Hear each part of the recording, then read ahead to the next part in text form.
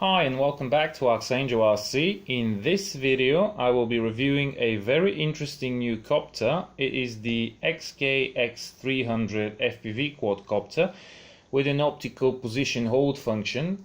Even though this is yet again a brush motor model, it does have some nice features that I find particularly interesting. It has a 5.8 GHz camera module that also records 720p video on a micro SD card.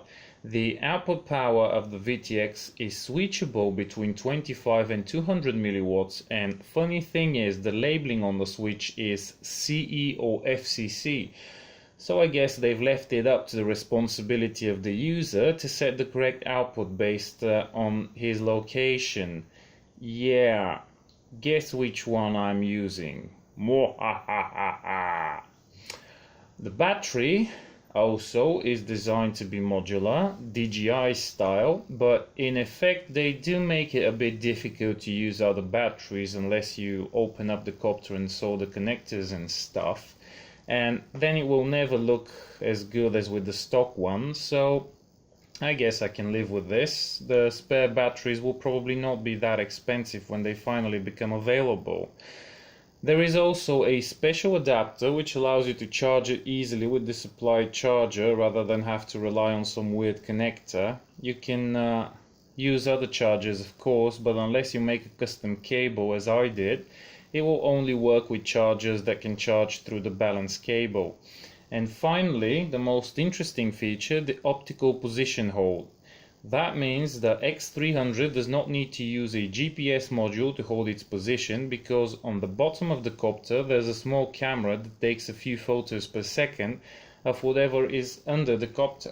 Then the photos are compared to one another, and when the software detects movement, the appropriate command is given to the flight controller in an attempt to keep it in the same position, more or less.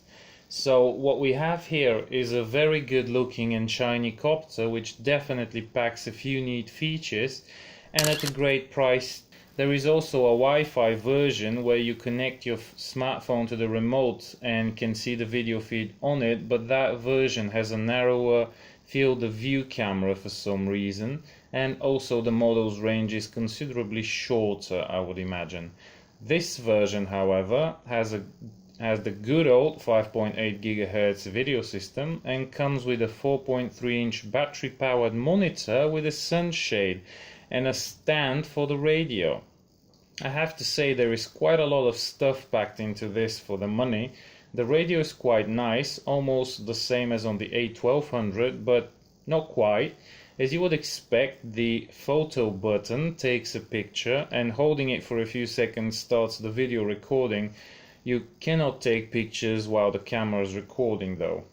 On the left, the takeoff button does exactly what it says, but you have to arm the copter first, so take a look at the manual on how to do that. The stick mode button changes the control sensitivity of the model, so as you get better at this, you may need to go higher on those rates. The left red button actually changes the video frequency on the copter. That is a nice feature to have, trust me. The right red button is for flips. Once you press it, it will beep for a few seconds waiting for input from the right stick. Pushing the right stick in any direction will result in a flip in that direction. If you don't move the stick for a few seconds, it will stop beeping and not do a flip. And there is more. When you arm the copter and throttle up, the props on the small copter icon in the middle start spinning, and the more throttle you give, the faster they spin. I have to say, as far as useless bips and bops go, this is pretty awesome. Alright then, enough boring stuff, let's get flying. Since the X300 doesn't have a GPS, you don't need to wait after you power it up, you can fly immediately. After arming, you do need to press the takeoff button, otherwise it will just stay there spinning the props and not do anything. I guess for landing you'll have to press and possibly hold that same button again. So now that we are in the air, I have to say this copter is good. Forget the position hold, the copter itself flies amazingly well for a brushed motor toy grade model, and at the highest rates it can actually pick up some good speed, although then you will have to bump up the throttle a bit because it does tend to descend as it is gaining speed.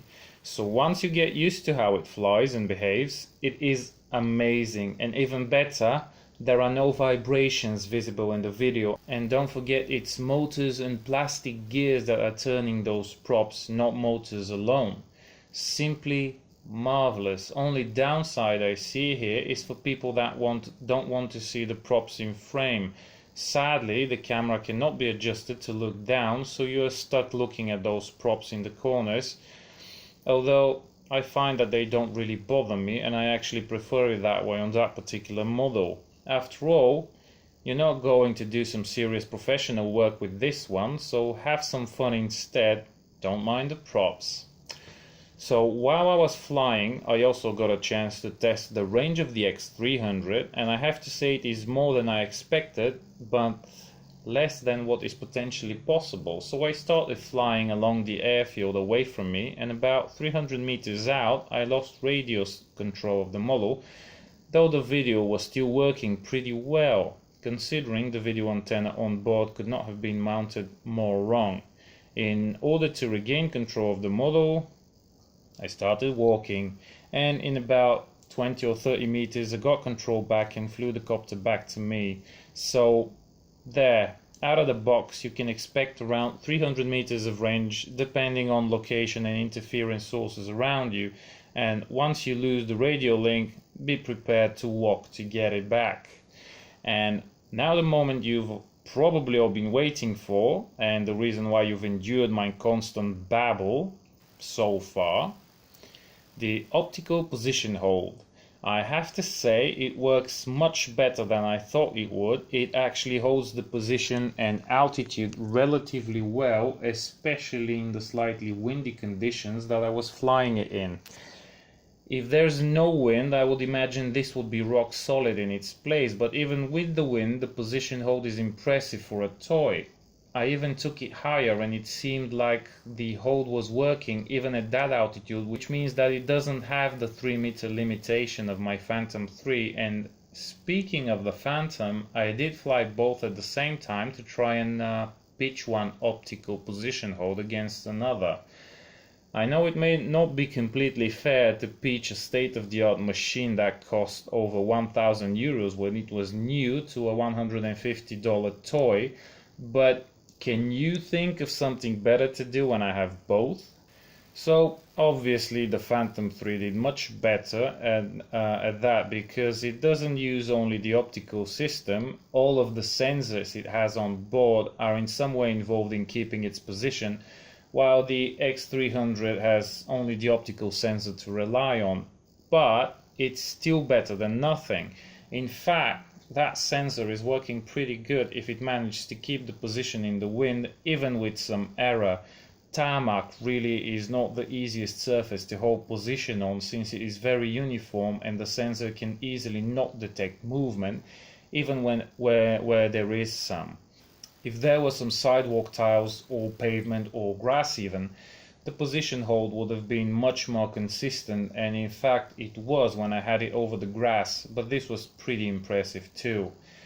Now let's talk flight times. Actually, to my surprise, flight time is pretty much accurate with what is claimed in the specs. The position hold measuring contest lasted about 14 minutes and 40 seconds before the copter landed due to low battery, though it is never really a good idea to let it go that low, because at that point the battery is at 3.3 volts per cell with no load on it, which is kinda low for my taste and certainly kinda low for the LiPo battery.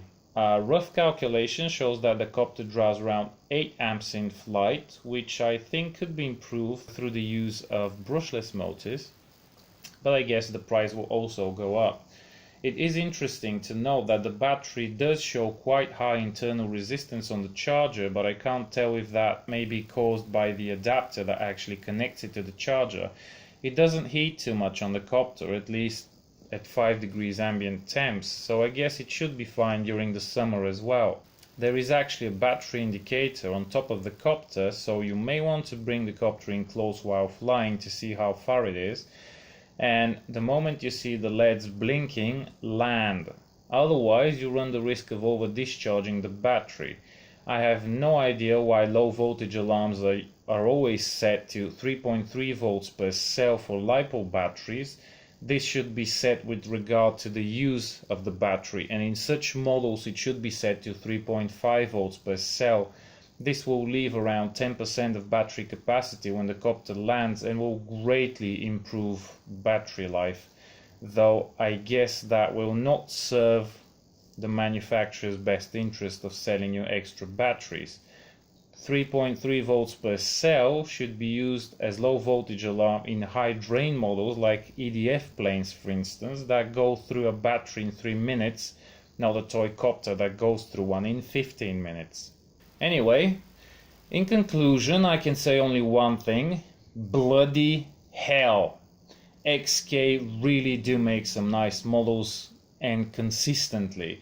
This is my second XK product, the first one being the A1200, that turns out to be a very well designed and thought out model that actually works very well and delivers what it promises. I am genuinely surprised by this, pleasantly surprised that is, and I can say with absolute certainty that the X300 is worth every penny. The copter is compact and light enough to be carried around easily, comes complete with everything you would need to get flying FPV and for 15 minutes at a time, and at a distance of around 300 meters. Batteries can be swapped out in seconds, and the camera even records HD 720p video, so you can share those flights in high resolution, and all of that under $150. That is a wicked good deal. True, the shipping cost will bump that price up, but it's still a good deal. I think in the future it may be easier for me to order XK products, because so far I can only say good things about them. So that about wraps up this review. I hope you have found it interesting and useful, and if that's the case, please feel free to give it a thumbs up, and if you haven't already, you could also subscribe to my channel. I would appreciate it a lot. Fly safe, and I will see you later.